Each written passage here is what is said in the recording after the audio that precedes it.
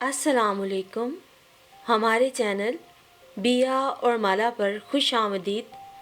अगर आप हमारे इस चैनल पर पहली दफ़ा आए हैं या आपने अभी तक सब्सक्राइब नहीं किया तो बिया और माला को सब्सक्राइब करना और बेल आइकन प्रेस करना हरगिज़ ना भूलें। नाश्ते की मेज़ पर मेरी निगाह खामोश बैठी समामा से टकराई। चाय का कप उसके सामने पड़ा ठंडा हो चुका था। हालांकि उसे बहुत उबलती खोलती हुई चाय फूंके मारकर चुस्कियों के साथ पीने की आदत थी। मैं उसे इस हरकत पे कई बार टोक चुका था, मगर वो मुझे चिढ़ाने की खातिर और लंबे लंबे सिप लेती और मेरा सांस जैसे हलक में अटक जाता। मैं ताज्जुब से उसे देखता और हैरत भरे लहजे में पूछता, तुम्हारा मुंह नहीं जलता? वो हंसते हुए बेनियाजी से कहती, साथ आइसक्रीम जो होती है। उसका भी नाश्ते का अजीब कॉम्बिनेशन था, गर्म चाय और ठंडी आइसक्रीम। जब वो गर्म चाय के साथ ठंडी बर्फ आइसक्रीम का चमचा मुंह में डालती तो मैं उसे डराने को कहता, देखना अब गला खराब हो जाएगा।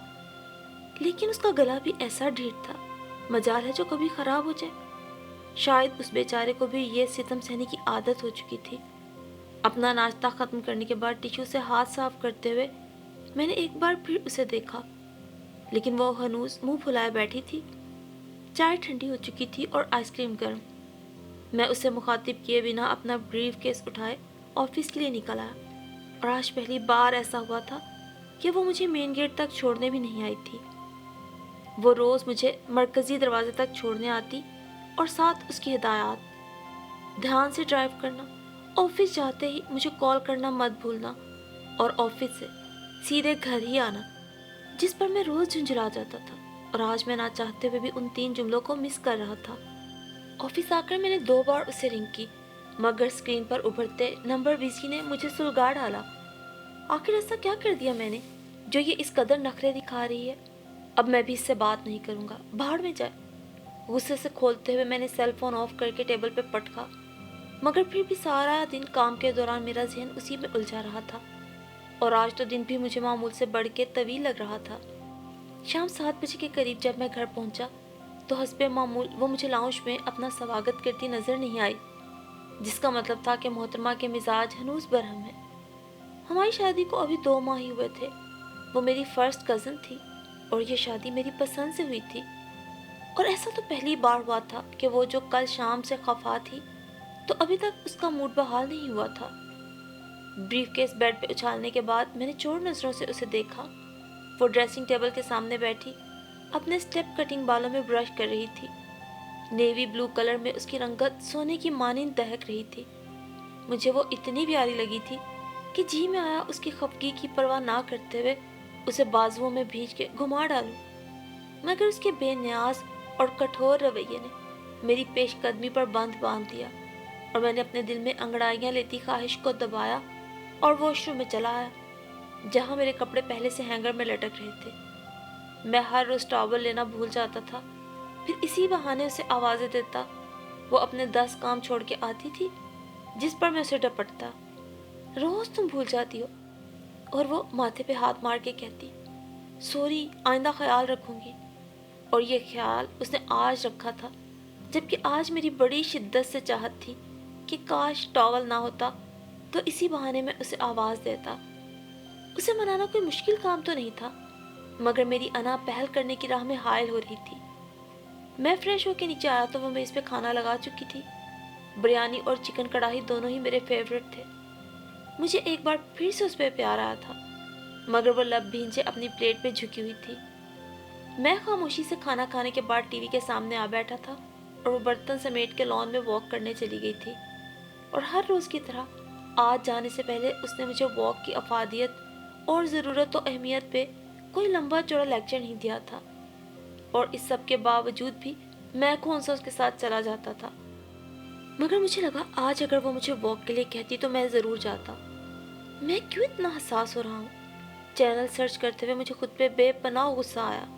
असल में मुझे हमेशा से अपने नाज नखरे उठवाने की आदत रही थी, और अब जो वो मुझसे लापरवाही बरत रही थी तो शायद मैं कुछ ज़्यादा ही महसूस कर रहा था। अगली सुबह फिर वही रूटीन थी। ऑफिस आकर भी मेरा मूड ख़राब ही रहा। اچانک مجھے مخالف کمپنی کے ایم ڈی سے اپنی اہم میٹنگ کا خیال آیا تو میں نے انٹرکام سے اپنی پرسنل سیکرٹری نازنین کو آفس میں طلب کیا۔ ایک تو اس نے آنے میں 10 منٹ لگا دیے، اس پر اس کا قابل اعتراض حلیہ، شکن آلود لباس اور الجھے بکھرے بالوں پر میرے غصے کا گراف مزید اوپر چلا گیا۔ میں نے ایک سخت سی نگاہ اس پہ ڈالی تھی، وہ مؤدب کھڑی اپنے ہاتھوں کو گھور رہی تھی۔ مس نازنین، میرے مخاطب کرنے پہ اسے جب نظریں اٹھائی تو سوجی آنکھوں میں جھلکتی سرخی کو دیکھ کر میں نے کچھ بھی سخت سست کہنے کا ارادہ ملتوی کر دیا۔ وہ پہلے ہی شاید روتی رہی تھی، جانے کیا مسئلہ تھا ان کے ساتھ۔ کچھ دنوں سے کام پر بھی اس کا دھیان تقریباً نہ ہونے کے برابر تھا۔ ہمدانی صاحب سے میری میٹنگ کتنے بجے ہے؟ وہ کرسی پہ بیٹھ کر ڈائری سے چیک کرنے لگی اور پھر اگلے ہی پل میں نے اس کا رنگ بدلتے ہوئے دیکھا۔ سر، وہ تو کل 4 بجے تھی۔ اس کی گھٹی گھٹی سی آواز بمشکل برآمد ہوئی اور اب کی بار میں اپنا غصہ ضبط نہیں کر پایا تھا۔ اس سے قبل کہ میں اپنے اندر کی ساری فرسٹریشن اس پہ نکالتا، اس کی آنکھوں کی سطح پہ چمکتے موتیوں کو دیکھ کر مجھے ہی اپنا لہجہ نرم کرنا پڑا۔ میں اکثر اوقات اسے ڈانٹ دیا کرتا تھا، مگر اتنا شدید رد عمل۔ میں نے ٹیشو باکس اس کے سامنے رکھتے ہوئے اسے جانے کی اجازت دے دی۔ ایک تو نوکروں کے بھی نخرے ہوتے ہیں، ایک تو کام خراب، اس پر میں نے سارا غصہ چائے کا کپ توڑ کر نکالا تھا۔ پھر آفس سے گھر آ کر میں شوز اتارے بنا ہی بیڈ پر اوندھے منہ گر گیا اور وہ جو الماری صاف کر رہی تھی اپنا کام ادھورا چھوڑ کے باہر نکل گئی، ورنہ پہلے وہ اپنے ہاتھوں سے میرے شوز اتارتی تھی۔ کچھ ہی دیر میں مجھے نیند آ گئی اور میں وہیں لیٹے لیٹے جانے کب سو گیا۔ سردی کی وجہ سے ایک بار میری آنکھ کھلی تو میں نے شوز اتارے اور کمبل اوڑھ لیا۔ دوسری بار جب میں جاگا تو رات کے 11 بج چکے تھے۔ وہ کمرے کی لائٹ آن کیے بڑے مزے سے کوئی ناول پڑھنے میں منہمک تھی۔ میں نے جان بوجھ کے کمبل آہستہ آہستہ زمین پر سرکا دیا، ورنہ آج سے قبل ایسا غیر ارادی طور پہ ہوتا تھا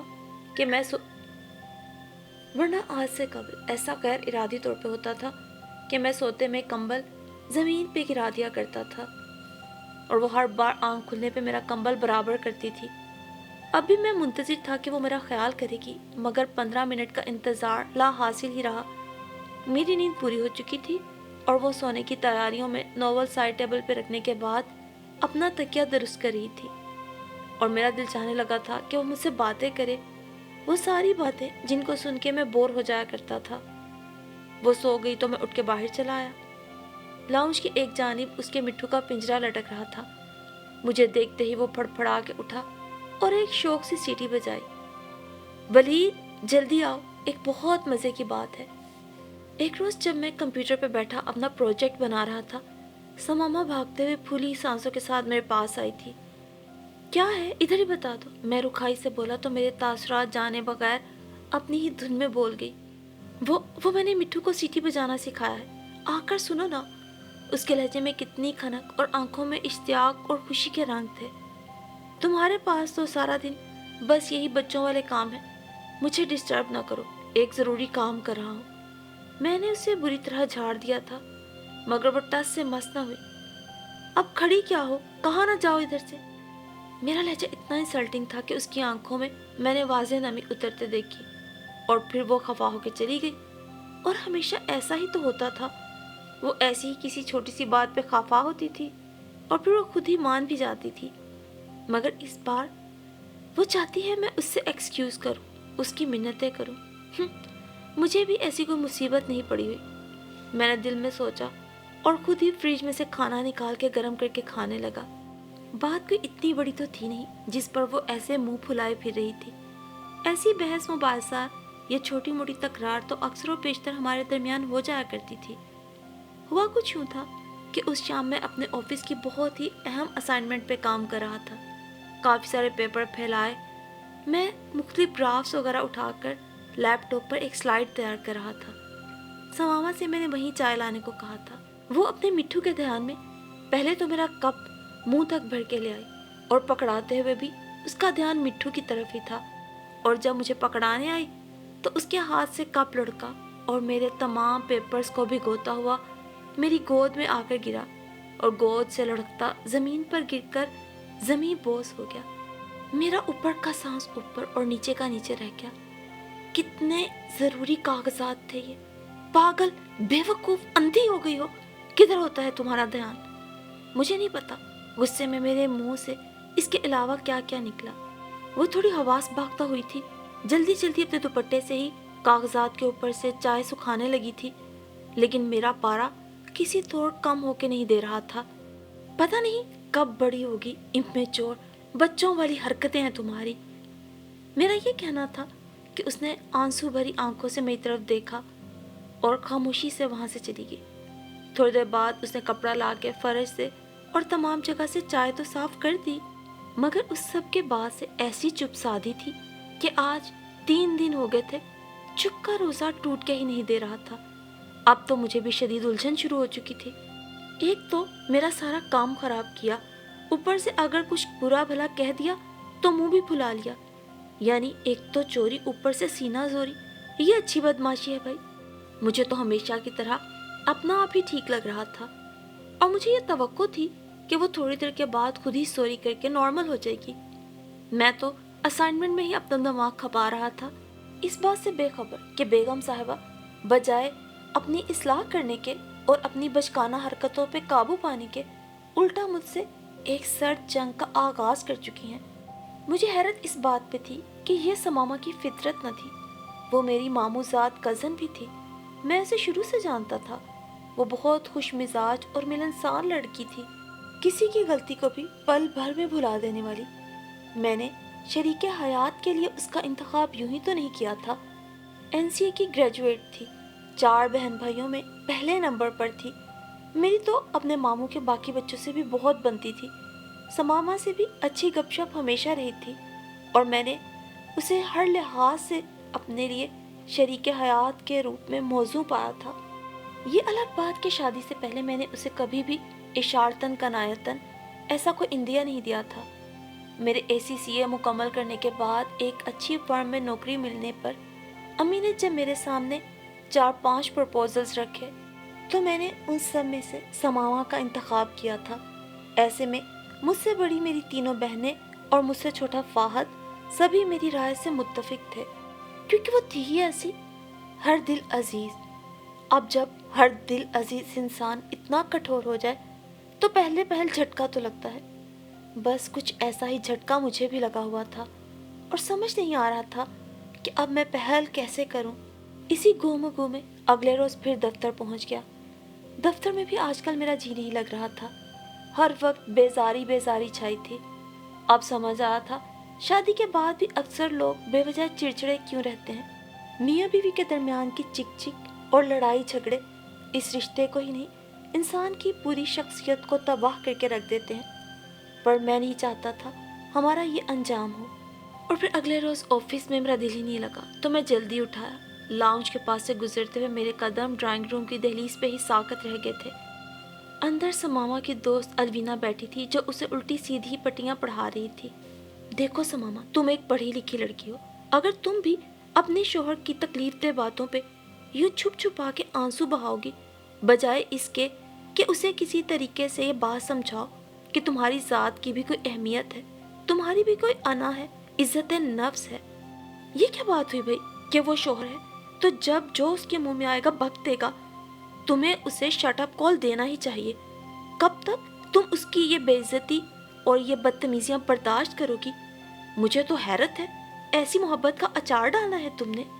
ऐसी भी तुम कोई गंवार और जाहिल लड़की नहीं हो कि वो दिन रात तुम्हारी तजलील करे। भाई बताओ उसे कि तुम NCA की ग्रेजुएट हो, कॉलेज में तुम्हारी कैसी धूम थी। तुम्हारी जहानत और फतानत के तो हमारे टीचर्स भी मद्दाह थे।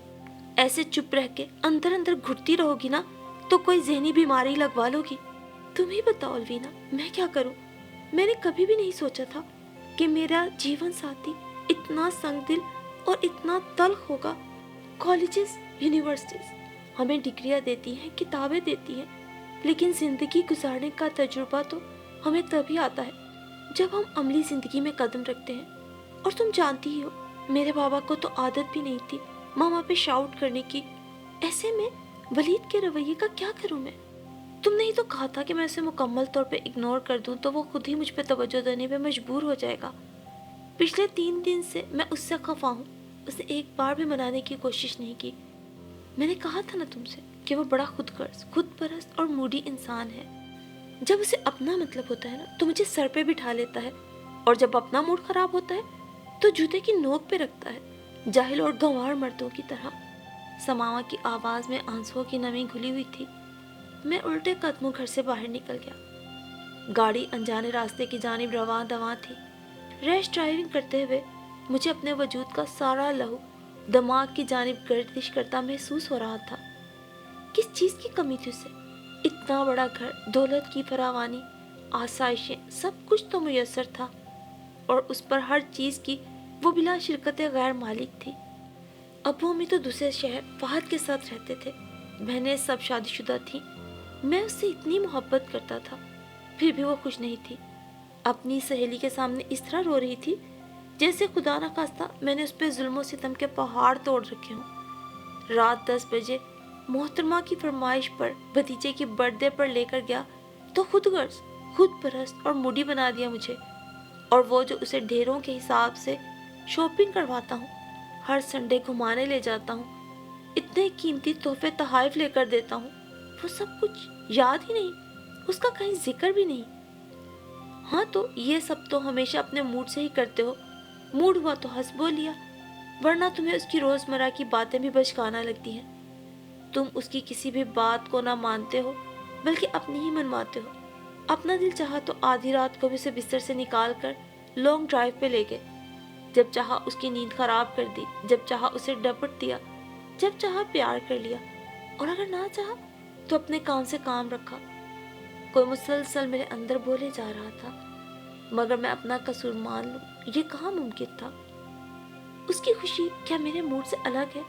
یہ کہہ کے میں نے اپنے دل کو تسلی بھی دے ڈالی۔ مگر اگلے روز آفس میں میری سیکرٹری نازنین نے ایسی بات کہی تھی کہ میں اپنی جگہ سن ہو کے رہ گیا۔ وہ مجھے کافی دنوں سے اپسیٹ نظر آ رہی تھی۔ وہ ایک اچھی اور مہذب لڑکی تھی، میں اسے بہنوں کی مانند ہی سمجھتا تھا۔ شادی سے قبل بھی وہ اکثر اوقات اپنے گھریلو مسائل مجھ سے ڈسکس کر لیا کرتی تھی۔ آج بھی جب وہ فائل لے کر آئی تو میں نے اسے بیٹھنے کو کہا، اور پھر میرے پوچھنے پر اس نے بتایا کہ اپنے شوہر کے ساتھ خوش نہیں ہے۔ کیوں؟ میں نے بھویں اچکائیں۔ مجھے وہ سماما کی طرح خود ساختہ کمپلیکس کا شکار نظر آئی تھی۔ ولید سر، وہ شخص میرا آئیڈیل نہیں ہے۔ اس کی بچکانہ سی بات پہ میں بمشکل اپنی مسکراہٹ چھپانے کی کوشش کرنے لگا، مگر کامیاب نہ ہو سکا۔ سر، آپ کو مذاق سوچ رہا ہے۔ اس نے خفا خفا سی نظروں سے مجھے دیکھا تو میں گلا کھنکھاڑتے ہوئے سنجیدہ ہو بیٹھا۔ کیا وہ تم سے محبت نہیں کرتا؟ اکثر لڑکیوں کا سب سے بڑا یہی تو المیہ تھا، تو میں نے اسی کے پیش نظر سوال کیا تھا، جس پر اس نے اس بات میں سر ہلا دیا، جس کا مطلب تھا کہ وہ کرتا ہے۔ پھر کیا مسئلہ ہے؟ اپنے قیاس کے گھوڑے دوڑانے سے بہتر تھا اسی سے پوچھا جائے۔ مجھے اس کی محبت کے ساتھ ساتھ اپنی ذات کا اعتبار بھی چاہیے۔ اس نے کبھی میرے لیے مجھ سے محبت نہیں کی، کبھی میرے لیے میرا خیال نہیں رکھا۔ میری خواہشیں، میری تمنائیں کیا ہیں، اس نے کبھی جاننے کی کوشش ہی نہیں کی۔ اس کو محض اپنی ذات سے محبت ہے۔ وہ کبھی میں سے تم کا فاصلہ عبور کرنا ہی نہیں چاہتا۔ انا پرست انسان ہے وہ۔ جب اس کا موڈ اچھا ہوتا ہے نا تو مجھے سر کا تاج بنا لیتا ہے، اور جب اس کا اپنا موڈ خراب ہوتا ہے تو پاؤں کی جوتی کی جتنی اہمیت بھی دینے کو تیار نہیں ہوتا۔ آپ کو نہیں اندازہ ولید سر کہ عورت کو مرد کی محبت کی بہت جلدی سمجھ آ جاتی ہے۔ صرف اپنے موڈ کی بنیاد پر محبت جتانا اور دوسرے کے موڈ کی ذرا بھی پرواہ نہ کرنا، موڈ تو بھاڑ میں جائے، دوسرے کی عزت نفس کی بھی پرواہ نہیں کرنی، اور جب دل چاہا، جہاں دل چاہا تذلیل کر کے رکھ دی، یہ دیکھے بنا کہ سامنے والا آپ کی پل میں تولا، پل میں ماشا شخصیت کے باعث خود کس قدر پریشان اور گھبرایا ہوا ہے، وہ سمجھ ہی نہیں پاتا آپ کا وہ روپ سچا ہے جب آپ محبت جتا رہے ہیں، یا وہ سچا ہے جب آپ اس کی بے وجہ تذلیل کر رہے ہیں۔ اسی لیے میں اپنے شوہر کو چھوڑ کے اپنے میکے آ گئی ہوں۔ اگر اسے احساس ہو گیا کہ غلطیاں اس سے بھی ہوتی ہیں تو وہ اپنے میں سے تم تک کے اس فاصلے کو پل بھر میں گھٹا کے مجھ تک آ جائے گا، اور اگر اسے احساس نہیں ہوتا تو پھر جیے جیسے وہ جینا چاہتا ہے، لیکن پھر اس زندگی میں اس کی ہم سفر نہیں بن سکتی۔ نازنین جا چکی تھی اور جاتے جاتے مجھے محبت کا فلسفہ سمجھا گئی تھی۔